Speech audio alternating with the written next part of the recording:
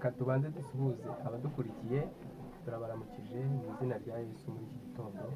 Imana ibahe umugisha. Amen.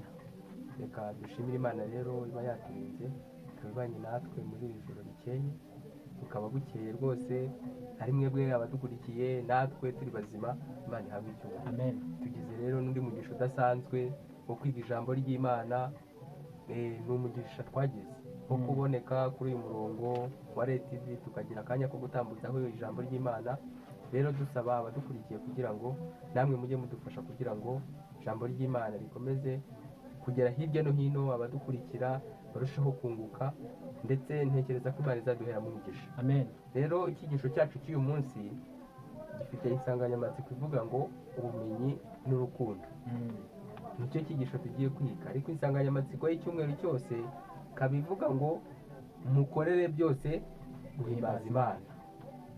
Rero tubanze tubibwire twebwe tugiye kubagezaho iki cyigisho, ari njyewe turi kuvugana, nitwa Nigena Etienne, nkaba ndi kumwe na mugenzi wanjye Liberateur Jean Floribert. rero Jean Floribert, ndumva abanza ukadushyira imbere y'Imana mbere y'uko dukomeza.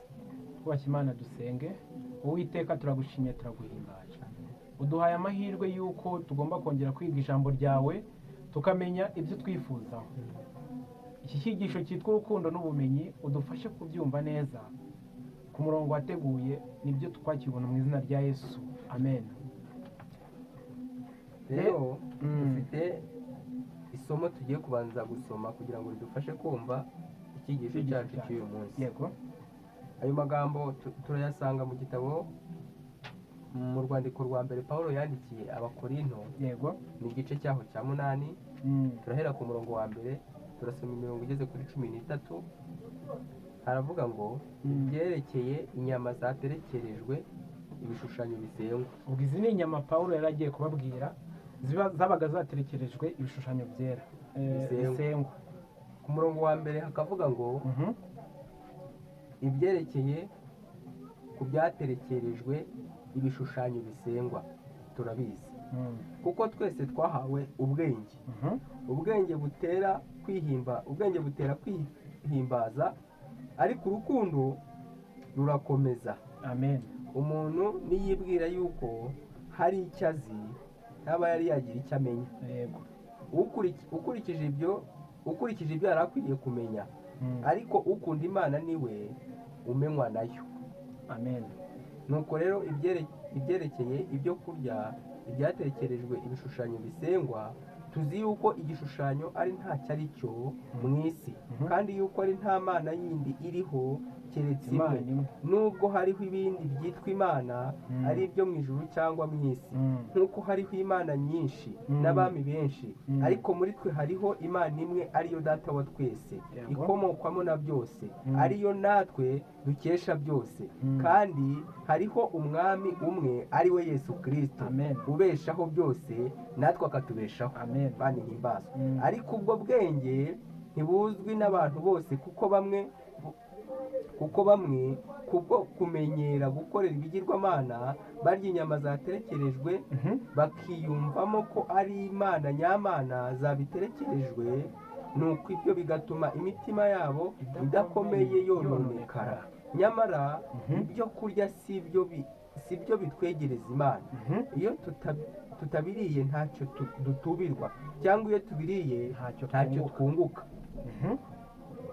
Ariko mwirinde kugira ngo uwo mudendezo wanyu udahindukira abadakomeye igisitaza na hato wo kugira iki wo kurya ibyo dushaka, kuko ibiryo ni iby'inda n'inda n'iy'ibiryo, ariko have uwo mudendezo ufite wo kurya ibyo ari byo byose, utaza guhindukira igisitaza bene so badakomeye. Kuko umuntu nakubona wowe ujijutse wicaye urira mu ngoro y'ikigirwamana, mbese ibyo ntibizatera umutima udakomeye guhangara kurya ibiterekerejwe ibigirwamana, maze udakomeye akaba arimbuwe no kujijuka kwawe, kandi ari we mwene data Kristo yapfiriye. Nuko ubwo mucumura kuri bene data mugakomeretsa imitima yabo idakomeye, muba mucumuye no kuri Kristo. ubwo mu gihe dutumye abandi bagwa, urumva ntabwo ari bo bonyine duhemukiye, ahubwo na Kristo tumucumuyeho. Nuko rero niba ibyo kurya bigusha bene data, sinzarya inyama iteka, byose kugira ngo ntagusha mwene data. aha hantu rero tubonye amagambo Pawulo yagiye abwira itorero ry'i Korinto, agenda bagaragariza uburyo biriya biryo byabaga byaterekerejwe ibishushanyo bisengwa byabaga bitemewe kubirya, nubwo hari harimo bamwe muri bo babiryaga, ariyo mpamvu uyu muburo watangwaga. N'uyu munsi wa none hari abantu bashobora kuba bakirya biriya biryo byaterekeshejwe ibishushanyo zaba nk'inyama, barahari benshi cyane, ariko ibyo bintu bibiri biciraho iteka nk'uko Pawulo yabivuze ntabwo byemewe. Rero twemerewe kurya ibiryo byose, ariko ntabwo ariko byose bizaba ntabwo ariko byose bingirira umumaro, niko Pawulo yanditse. cyane. Impamvu bitangirira umumaro ni uko harimo ibituma Imana ishobora guteshwa agaciro mu bantu. Urumva icyo ni ikintu cya mbere gishobora gutuma ntabyemererwa, Yego. nubwo nabwiwe ko uwo mudendezo ngufite wo kuba nabirya, Wabirya. ariko kuko ngomba gukorera byose guhimbaza Imana, hari ibyo ngomba kureka cyangwa nkabihagarika kugira ngo Imana ikomeze guhabwa icyubahiro. Amen. Rero ahangaha Pawulo akoresha insanganyamatsiko y'ibyo kurya byaterekeshejwe ibigirwamana kugira ngo akemure ikibazo cyimbitse cyari gihari. Icyo kibazo cyimbitse cyari gihari ni kutagirira abandi urukundo. Buriya muri Korinto ntabwo abantu bagiriranaga urukundo, nicyo kibazo cyari gihari. Rero icyo kibazo cyaterwaga n'iki? Iki kibazo cyerekeranye n'ibyo kurya byaterekesherejwe ibigirwamana cyaciyemo ibice itorero ry'i Korinto. Bamwe bizeraga ko bazi yuko nta zindi mana zibaho, bibaha uburenganzira bwo kurya ikintu icyo ari cyo cyose. Abo bagaragazwa nk'abanyambaraga. Abavuguruzaga iyo myitwarire bitwaga abanyantege nke. Buriya bamwe bavugaga ngo ibintu byose ni ukubirya. N'uyu munsi wa none hari abantu bavuga yuko abanyambaraga babafataga nk'abanyembaraga, ariko uje abarwanya ubu ni umunyantege nke. ni umunyantege nke kuko avuze ngo ibintu ntitwemerewe kubirya, ibi twemerewe kubirya. Rero muri icyo gihe ariko ko nubwo bise mbyumva, hari igihe ujya uganira n'umuntu wamubwira ati inyama sinzirya, ngo ubwo se ubayeho gute? Akaba iya neza yabo yahita aguhamya, akabona ko uri umuntu uciriritse, hari wenda kwipfira. Urumva nyine uhita winduka umunyantege nkeya kuko hari ibyo uvuze ko utari. Pawulo rero akoresha iryo zina kuko batatsinze imyizerere y'ibinyoma. Iyo myizerere y'ibinyoma niyo mpamvu akoresha iryo zina. Imyizerere yaranze imibereho yabo ya gipagani ya mbere. Igihe babonaga abanyembaraga barya ibyo kurya byaterekerejwe ibigirwamana, bashoboraga kwanzura bavuga ko ubukristo no gusenga ibigirwamana bishobora kubangikana. Ubwo nyuma y'uko abantu bari kuba bemerewe kurya icyo ari cyo cyose, aba bantu bazaga kuvuga yuko ubukristo no gusenga ibigirwamana birashoboka ko babibangikana. Ariko ntabwo ari byo tubwira abadukurikiye yuko igihe icyo ari cyo cyose wakora mu rugendo rw'iby'umwuka utagikoreye kugira ngo izina ry'Imana rihimbazwe mu bantu ndetse no muri wowe ubwawe, icyo kintu giciriweho iteka rwose. Amen. Noneho rero niyo mpamvu bakomeje bavuga ngo bityo Pawulo ntabwo yashakaga ko abanyambaraga babera abanyantege nkeya gisitaza. Ba bantu twabonye b'abanyambaraga ntabwo Pawulo yifuzaga yuko bahindukira abanyantege nkeya gisitaza.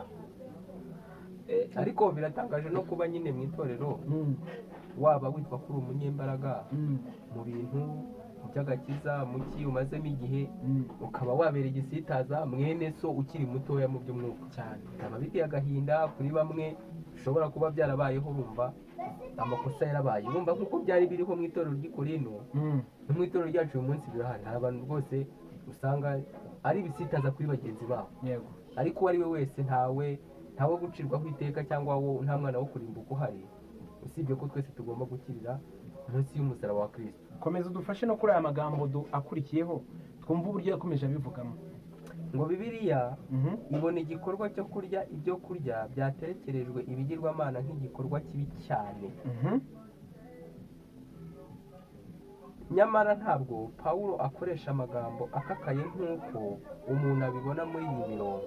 Ibi biterwa n'uko ikibazo cy'ibanze cyari kimuhangayikishije cyari icyo kubura ubumwe bwashoboraga guterwa no gukoresha ubumenyi nabi. Numva iki kibazo cyaterwaga n'ubumenyi ko bakoresheje nabi byerekeranye no kurya. Ubumenyi bushobora kuba bwari buri hasi. Yego. Ikindi, ntabwo Pawulo anenga ubumenyi nk'aho ubwabwo ari nta kintu ari ari ikintu ikintu kibi. kibi. Ibi mpamvu ntabwo ashyigikiye ubumenyi butuma habaho ubwirasi ndetse n'amacakubiri mu itorero. Ubumenyi nyakuri bubaho iyo umuntu akunda Imana kandi akaba azwi nayo. Uriya ubumenyi uvuga ko ufite ubumenyi ari igihe ari uko ukunda iki Imana, ariko nanone Imana nayo ikabikuza. Hari igihe waba uvuga ko ukunda Imana ariko Imana itakuzi bitewe n'ibikorwa byawe. Ariko hari mu rwandiko Petero we yanditse yagiye avuga intambwe umukristo agomba gutera.